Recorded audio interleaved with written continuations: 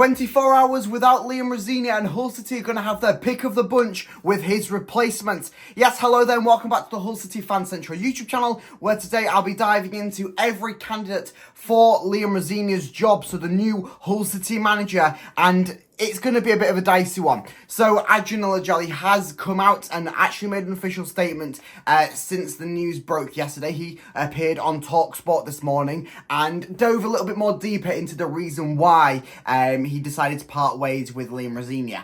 Alongside that, there's also been some other factors being brought out from various sources. The fact that Adrian and Liam Rosenior, since signing that new contract in December and since having the January transfer window close, the relationship between both parties seem to start to distance themselves over the coming months, leading towards the sacking of yesterday.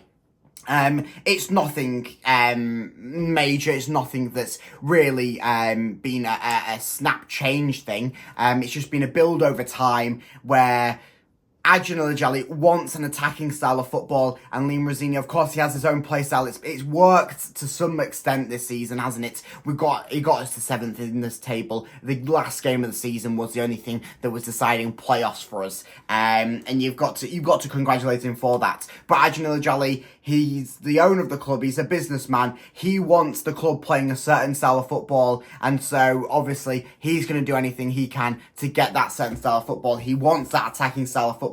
We heard it when he got brought into the club, the famous line that he said, "I'd rather my team lose 5-4 than draw 0-0 or whatever the phrasing was. There's some words to that extent. It's certainly going to seem that way moving forwards. He's definitely going to be looking to bring in a more attacking minded manager, and we'll have a look at that with some of the managerial choices today. So a long list has been produced. Of course, the betting odds are out for them, and then obviously there is some more favourable ones than other ones. So we'll go through the line from who I think may be least favourable towards most favourable. And of course, I'll start off with some honourable mentions. Of course, it'd be rude not to say that a managerial job is up for grabs and Jurgen Klopp is leaving Liverpool at the end of the season. I mean, it's almost poetic. Jurgen Klopp, the one side that he struggled to beat time and time again. Of course, Hull City delivered a pounding to Liverpool every time they came to the MKM Stadium.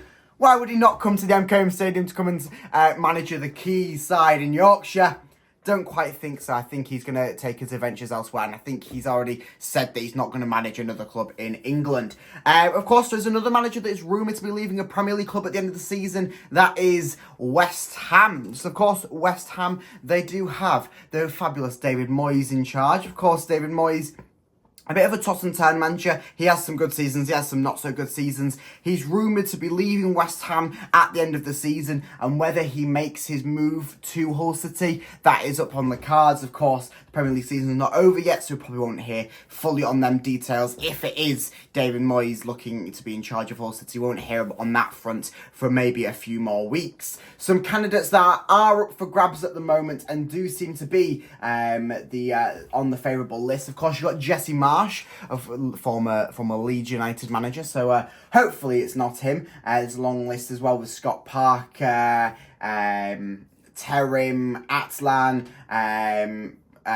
long list. I'm sure that you can find some names out there. Some of them, I don't think so. So we'll dive into the serious ones today. So we'll start off with Graham Potter. So I think Graham Potter is the least likely of the likely, if that makes sense. Of course, Graham Potter most recently managed Chelsea in a bit of a poor run. But before that, he was the manager of Brighton. Hull City, we've got links to Brighton through Liam Rosenior.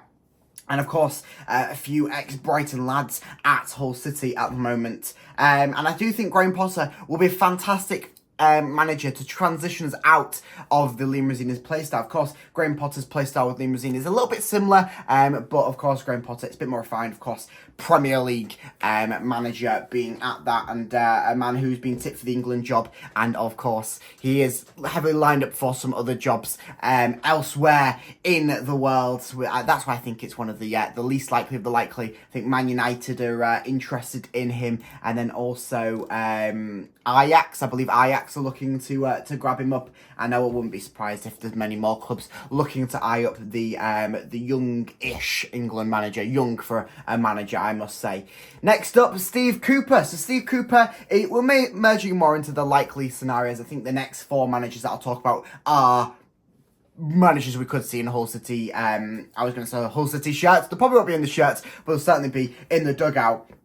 And Steve Cooper, I mean, he's already got a side promoted from the Championship within the past few seasons, that being Nottingham Forest, of course, bringing Nottingham Forest back to the Premier League for the first time in quite some time, and hopefully he can do that with Hull City. Of course, we've had recent spells in the Premier League compared to the Nottingham Forest side that are currently up there now, but whether they will be in a week's time, who knows. Steve Cooper, of course, a fantastic man who has managed a youth setup at England, so England under the 16s and England under the 17s. Has also managed Swansea City, and then obviously found his stay at Nottingham Forest for a few seasons, where he managed to get them up to the Premier League. Certainly seems to be a bit more of an attacking style manager, which I think is what we'll be looking at the end of this scenario, with what Ajin Al-Ajali is saying.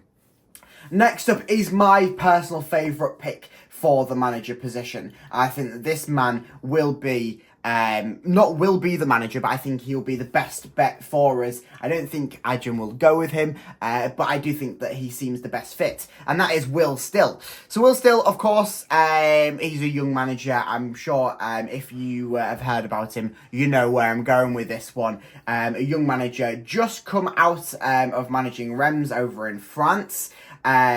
He's Belgian born with English parents, always said that he wants to be coming over to England to manage a Championship side that is hungry and has some passion within their setup. He's been the assistant manager over at Preston North End's under-14s team before he returned back to Belgium, and then had obviously his uprising managerial stake, famously picking up his managerial strategy from Football Manager and various different video games like that. So whether he does that, of course, we do have to form into the factor that he is a Preston manager. Maybe could go to a former Preston youth assistant manager, could go to Preston. I believe that he's also a fan of like West Ham or another Premier League club like that. So whether he factors into that, it could possibly end up at West Ham with David Moyes leaving. So that's why he's not quite as high, but I think that he's my personal favourite to be the manager of Hull City. But I don't quite think that Ajin will go with him. The next man seems a bit more likely, and that is Danny Röhl. Of course, Danny Röhl is currently, as I'm recording this, the manager of Sheffield Wednesday. Whether that's the case in a few days' time, who knows? He did manage to get Sheffield Wednesday to stay in the Championship after coming in at the start of the season. A young manager at that, 35 years old, from Germany. Before managing Sheffield Wednesday, he was over at Bayern Munich and was the assistant manager over there. And the coaching staff over there, and then he's had a little spell as the assistant manager over at Germany's national team. So definitely got a good repertoire behind him. He did some coaching over at Leipzig and also Southampton. So certainly has got a bit of repertoire about him for a young manager, which I guess if you want to go down that young manager route, certainly a man who he's a little bit overlooked within the case of Sheffield Wednesday. Certainly a very good manager. Certainly is very highly rated within that. And whether he comes to Hull City and whether he does a good job there, that's remaining to be seen. Of course, he's beaten Hull City with Sheffield Wednesday with that New Year's Day calamitous red card decision. But Danny Röhl, second favourite in my mind in Ajin's vision. But we'll see on that front. This man next seems to be the front runner and has really appeared out of nowhere. He wasn't on the official betting odds when Rosini was sacked, but he does seem to be the name that is getting chucked about most often. He was questioned, Ajin was questioned with this guy's name on TalkSport today, and he said that he has no further comments as there has been no decisions made yet. And that is Tim Walter. Yes, the man who has just come off 3 years over at Hamburg. which that's been his most recent managerial stint. Before that, he did a stint over at Stuttgart, Kiel, and then Bayern Munich's second team, so Bayern Munich 2. So he's definitely got a very good little stints of managerial over in Germany. Whether he's looking to come over to England, whether he's looking to come to a side like Hull City, I can certainly see that happening. I think that Adrian Elajali's got that factor to bring over managers like this.